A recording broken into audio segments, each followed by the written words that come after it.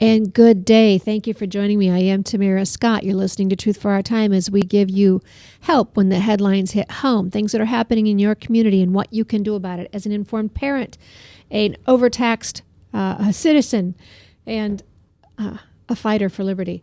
We have three people joining us on the phone. I'm so pleased to have each and every one of them. Gretchen Logue, Ann Gazel from Missouri Watchdog, and Ann Arthurs, a Louisiana mom, I think I'm getting this correct, who actually was at a meeting, a luncheon in D.C. last week and talking about Common Core, and we're so pleased. If I'm getting this correct, Louisiana. You're right. Oh, very good. Governor Bobby Jindal is filing lawsuit. We are so hungry for leadership. And to see someone willing to do it, not just to say it, but while others are talking about political problems, he's fixing them. We're very thankful over here. When he finally took a stance against Common Core, with the lawsuit and just publicly, it was probably towards the end of our legislative session after, oh my goodness, we were just so insulted during the state legislative process, during committees, from our own legislators to big business people who would sit there and sometimes just outright laugh when there were mothers testifying with tears streaming down their faces about their children. So to have the governor come out and everything he said just validated the arguments that we were presenting, it felt great. It felt great. All right. And you had, am I right about the luncheon you spoke at a week ago in D.C.? I sat with him at the table when the governor, he was the luncheon speaker at the American Principles Project annual luncheon or gala, and he was there. He was the featured speaker to speak out against Common Core. So I was there, with him, at least invited to sit at his table. Whether it's a Scott Walker taking on the unions 2 days after being in office, not backing down, and thus seeing a nation rally behind him with a fervor because they're just so thrilled and hungry for leadership.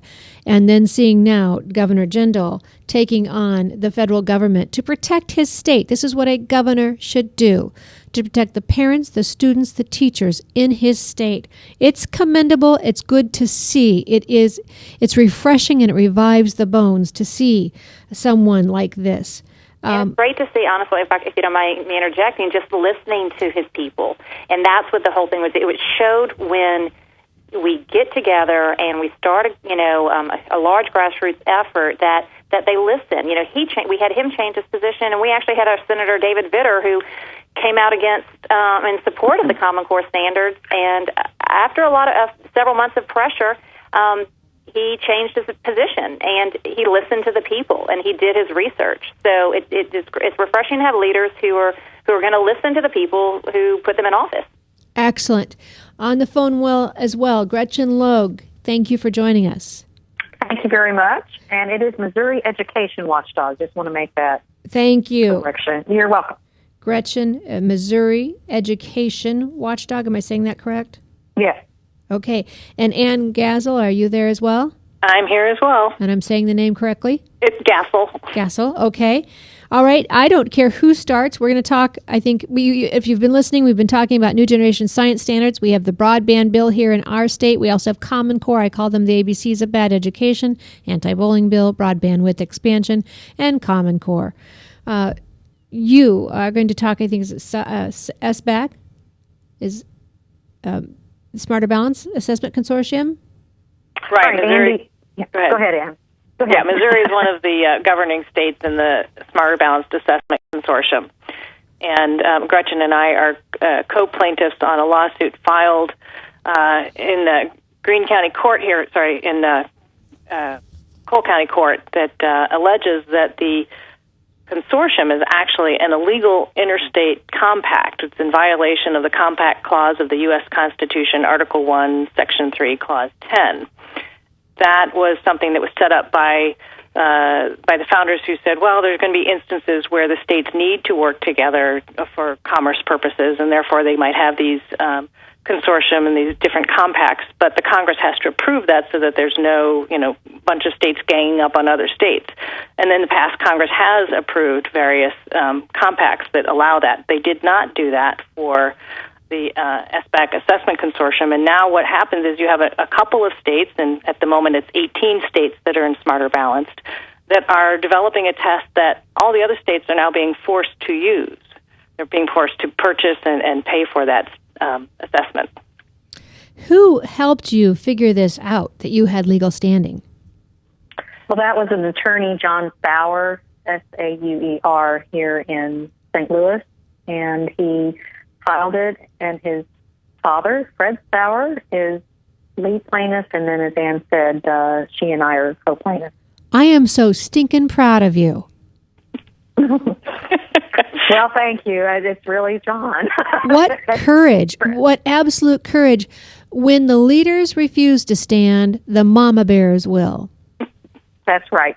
That's right. And he is hoping, John is hoping, that attorneys from other SBAC states or perhaps park states will start using this legal theory and start suing to get out of SBAC. I know that we were, Ann, is our payment still in flux as far as SBAC, the $4 million that we had to pay for the first year? Yeah, what our standing in this particular case is, as taxpayers of the state of Missouri, the state is funding our membership in the consortia.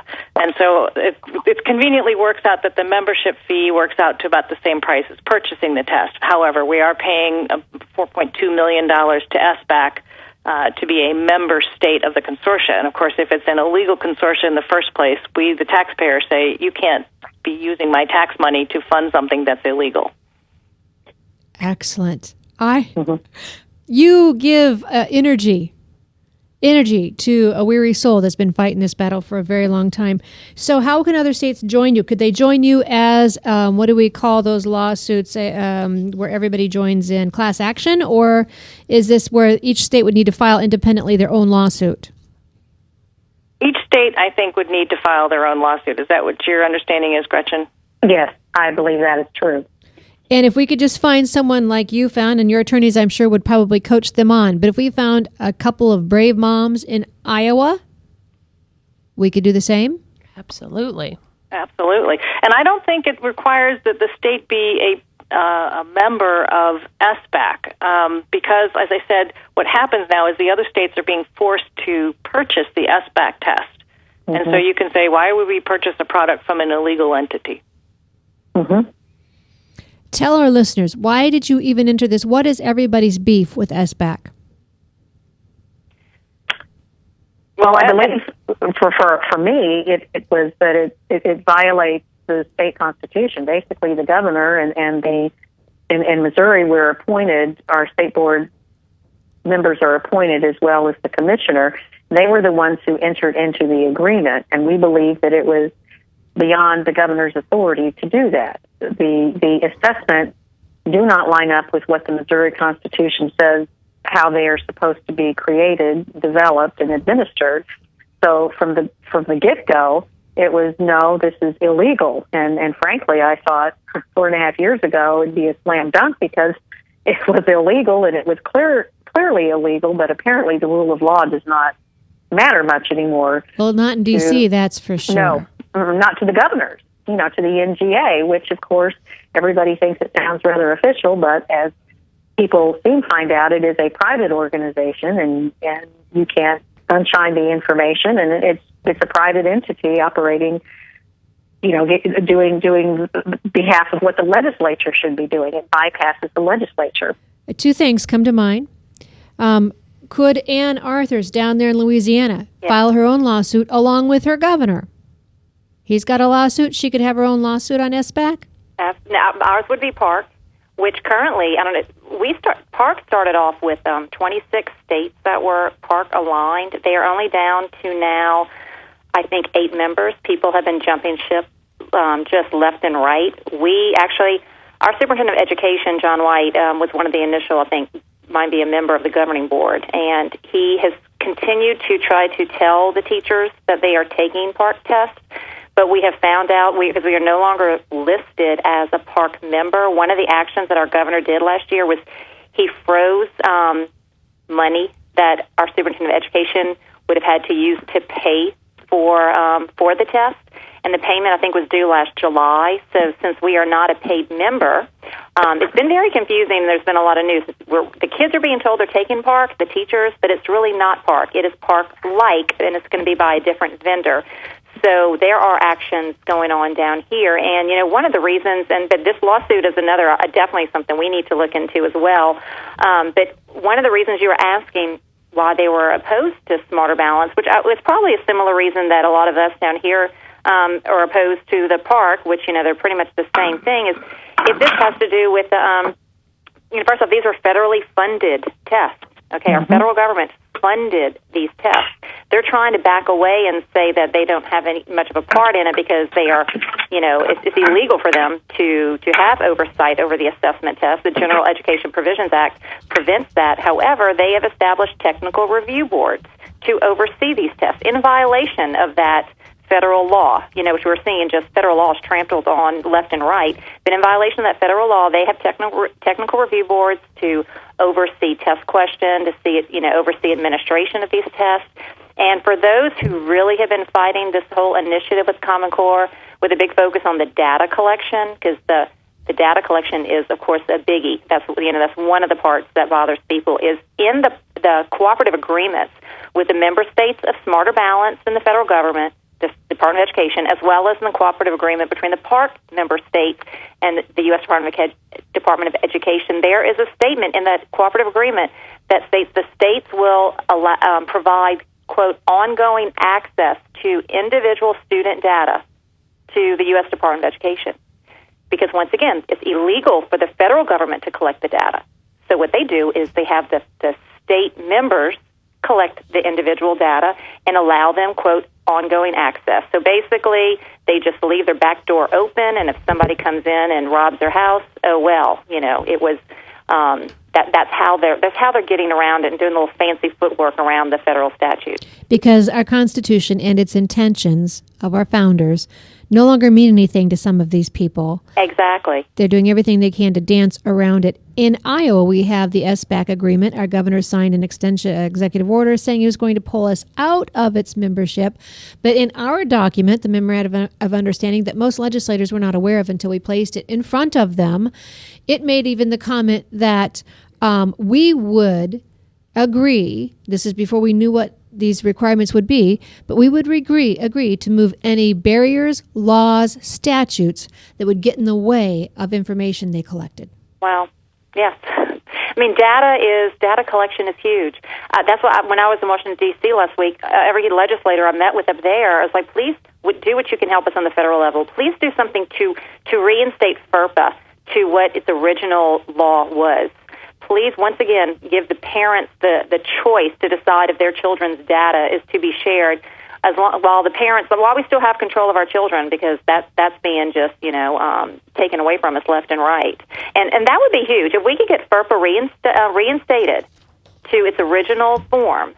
That would shut the door to a lot of this. That's even in the ESA reauthorization by Senator Lamar Alexander.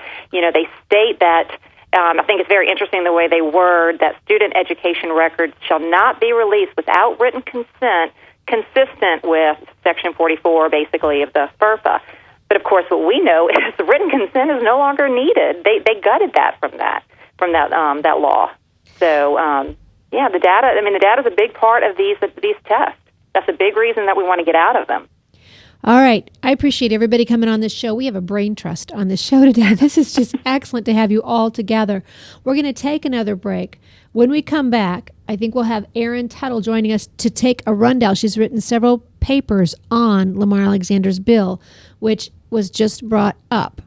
So we're going to have her join us on that topic. Does anybody want to say anything about SBAC Park before we go? No, I think I'm good. All right. Thank you all for joining me. We're going to take this break. We'll be right back after these messages. We have 3 lines, and we're going to have one free for Erin. Other than that, you're all welcome. You're all welcome to stay online with the chat line as well. And if one of you can Skype, we could Skype you in as well and have her on the phone line. That would be great fun, too. This is like a meeting of the minds from mothers. And boy, oh boy, there's nothing like somebody who can make a difference in a mad mom on the telephone, right? Well, and these people on the line are my idols. They've helped get me involved in this. So I'm just honored to be speaking with these other ladies right now. Well, I can't tell you what a treat it is to have you all come to this party. So thank you so much.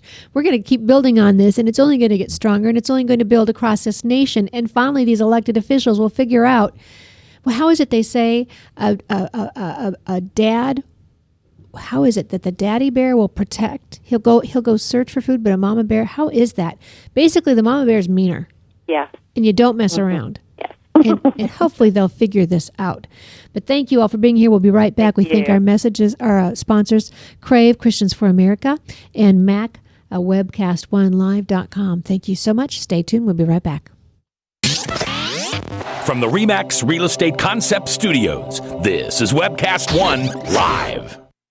I'm Brian Leach, owner of Service Legends, and my position is Chief Talent Officer.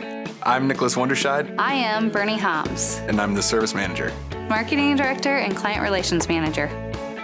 Everything that we do is about ensuring that we exceed your expectations. Our clients are important to us. 100% satisfaction. We're not just focused on heating and cooling. That's the easiest part of our job, actually, is fixing furnaces and air conditioners. Everyone that we come in touch with, we want to improve lives. Bottom line is, we've got our installation guarantees, 25% energy savings guarantee, comfort guarantee, temperature selection guarantee, property protection guarantee. 100% satisfaction guaranteed. Fixed rate or it's free. All of those guarantees are backed up with a 100% money-back guarantee to hold ourselves accountable to making sure that you get what you're after. Just fixing the problem today. If they have another problem 5 days down the road, it's still fixed rate or it's free. We use what's called straightforward pricing. Our technicians are going to give you an exact to-the-penny price on what it's going to take before they move forward with any repair.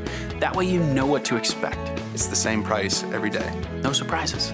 If you get off work at 5 o'clock in the afternoon, you come home, you realize that, oh, my furnace is broken. Now you need to call somebody out that night. You shouldn't have to pay more for that. We're guaranteeing service 24/7. We run afternoons, evenings, nights, weekends. We're staffed to work that. Phone rings at 3 in the morning. You'll get one of our representatives answering the phone every time. We're not sending you out to Timbuktu in some call center. It's our Service Legend team members, our mission control team. I'll take a call anytime. And then they answer the phones the same way during the day as they do at night. It's a great day at your service company. How can we make you smile? That's the only way to provide true 24-hour service. When you're able to let somebody actually live in their home safely when they weren't able to do that before, where they don't have to stay up at night and worry about, is the heat going to come back on? Are we going to freeze the pipes? Is the baby in the room next door going to be sick because they got too cold? When you're able to help somebody overcome challenges like that, that's impacting a life. That makes a difference. I get goosebumps thinking about it. I love the team. I love the people that I work with. We have fun, but we work hard. I call them my ambassadors of legendary service. If you could just envision what that is, that's who we're sending to your home. They literally will call in, pick up the phone and call and say, hey, I want to talk to your manager. And I get on the phone, they're like, that technician that was at my house was the greatest technician ever. That's cool to me. We want to brighten people's days. Every person that we have going into the house has gone through an extensive background check. Drug testing, we have a very thorough interview process that 1 out of 140 people make it through. If we promise you something, that's what you're going to get, no matter what. We're here when you need us to protect the safety and comfort of your family. If you're not happy, we're gonna make it right. If we're willing to put 100% money back guarantee on what we do, what type of work do you think we do? Give us a call. We're there for you 24/7, 365 days a year. Enough said.